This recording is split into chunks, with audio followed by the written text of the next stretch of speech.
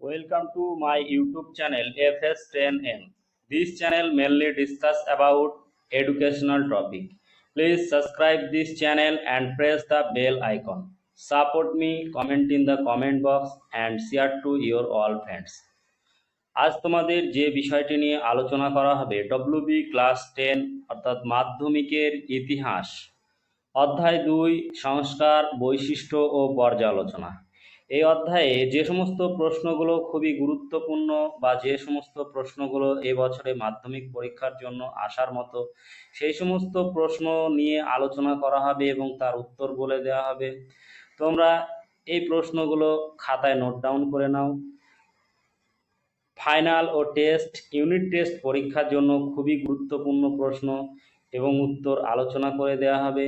এগুলো video pause করে খাতায় পরপর নোট ডাউন করে নাও। যাই হোক, শুরু করা যাক ভিডিও। অধ্যায় 2 সংস্কার বৈশিষ্ট্য ও পর্যালোচনা। এই অধ্যায় থেকে যে প্রশ্নগুলো গুরুত্বপূর্ণ বা এই বছরে আসবে বা আসার মতো সেই প্রশ্নগুলো নিয়ে আলোচনা করা হলো। প্রথম প্রশ্ন, বামা বোধিনী পত্রিকার সম্পাদক ছিলেন কে? উত্তর উমেশচন্দ্র দত্ত।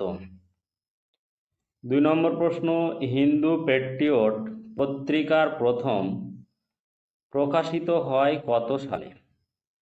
1863 খ্রিস্টাব্দে। 3 নম্বর প্রশ্ন, নীলদর্পণ নাটকের ইংরেজি অনুবাদ প্রকাশ করেন কে? রেভা জেমস লং। 4 নম্বর প্রশ্ন, ভারতে প্রথম পাশ্চাত্য শিক্ষার সূত্রপাত ঘটে কোথা থেকে? বাংলায়, অর্থাৎ বাংলায় প্রথম পাশ্চাত্য শিক্ষার সূত্রপাত ঘটেছিল। 5 নম্বর প্রশ্ন, কলকাতা মেডিকেল কলেজের প্রথম অধ্যক্ষ ছিলেন কে? Doctor MJ. ব্রামলি। কলকাতা মেডিকেল কলেজের প্রথম অধ্যক্ষ কে ছিলেন? Doctor MJ. ব্রামলি। নেক্সট, পরের প্রশ্ন, হান্টার কমিশন গঠিত হয় কত খ্রিস্টাব্দে? 1882 খ্রিস্টাব্দে। হান্টার কমিশন কত খ্রিস্টাব্দে গঠিত হয়? 1882 খ্রিস্টাব্দে। 7 নম্বর প্রশ্ন, সতীদাহ প্রথা রোধ হয়েছিল যে আইনের দ্বারা? তা হলো উত্তর রেগুলেশন XVII, এই আইনের দ্বারা। 8 নম্বর প্রশ্ন, সতীদাহ প্রথা রোধ হয় কত খ্রিস্টাব্দে? সতীদাহ প্রথা রোধ হয়েছিল কত খ্রিস্টাব্দে? 1829 খ্রিস্টাব্দে। 9 নম্বর প্রশ্ন, ব্রহ্মানন্দ নামে পরিচিত ছিলেন কে? ব্রহ্মানন্দ নামে পরিচিত ছিলেন কেশবচন্দ্র সেন। 10 নম্বর প্রশ্ন, নববিধান প্রতিষ্ঠা করেছিলেন কে? কেশবচন্দ্র সেন। নববিধান প্রতিষ্ঠা করেছিলেন কে? কেশবচন্দ্র সেন। এবং ব্রহ্মানন্দ নামে পরিচিত ছিলেন কে? কেশবচন্দ্র সেন। 11 নম্বর প্রশ্ন, সর্বধর্ম সমন্বয়ের আদর্শ প্রচার করেছিলেন কে? শ্রী রামকৃষ্ণ।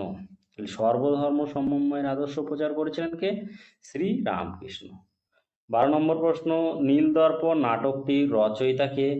নীলদর্পণ নাটকটির রচয়িতা হচ্ছে দীনবন্ধু মিত্র। 13 নম্বর প্রশ্ন, গ্রাম বার্তা প্রকাশিকার সম্পাদক কে ছিলেন? হরিনাথ মজুমদার। তাহলে গ্রাম বার্তা প্রকাশিকার সম্পাদক কে ছিলেন? হরিনাথ মজুমদার। 14 নম্বর প্রশ্ন, এশিয়াটিক সোসাইটি কে প্রতিষ্ঠা করেন?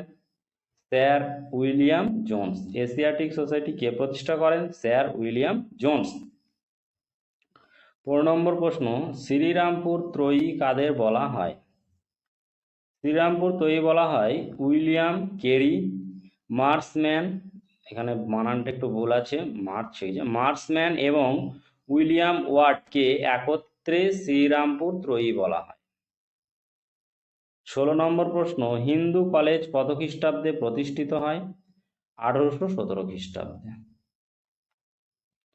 17 নম্বর প্রশ্ন, আত্মীয় সভা কে প্রতিষ্ঠা করেন? রাজা রামমোহন রায়। 18 নম্বর প্রশ্ন, সতীদাহ নিবারণ আইন কে পাশ করেন? Lord William বেন্টিংটন। 19 নম্বর প্রশ্ন, বাংলায় কোন শতকে নবজাগরণের শতক বলা হয়? উত্তর, বাংলায় 19 শতককে নবজাগরণের শতক বলা হয়। 20 নম্বর প্রশ্ন, কোন বছর সাধারণ ব্রাহ্ম সমাজ প্রতিষ্ঠিত হয়? 1878 খ্রিস্টাব্দে। থ্যাংক ইউ ফর ওয়াচিং, অর্থাৎ ভিডিওটি সম্পূর্ণ দেখার জন্য অসংখ্য ধন্যবাদ। এবং যারা চ্যানেলটিকে সাবস্ক্রাইব করেছো বা করেছেন তাদের অসংখ্য ধন্যবাদ, এবং যারা চ্যানেলে নতুন তারা অবশ্যই চ্যানেলটিকে সাবস্ক্রাইব করবেন বা করবে, এবং ভিডিওটি ভালো লাগলে লাইক করবে, শেয়ার করবে এবং কমেন্ট করবে। আজকে এই পর্যন্ত।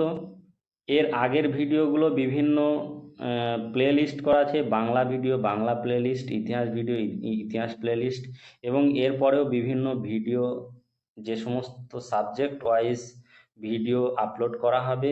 তাই অবশ্যই যারা এবছরে মাধ্যমিক তারা চ্যানেলের সাথে যুক্ত থাকো, এবং যারা মাধ্যমিক পাশ করে গেছো অর্থাৎ একাদশ ও দ্বাদশ শ্রেণীর ছাত্র তারাও চ্যানেলটাকে সাবস্ক্রাইব করে রাখো।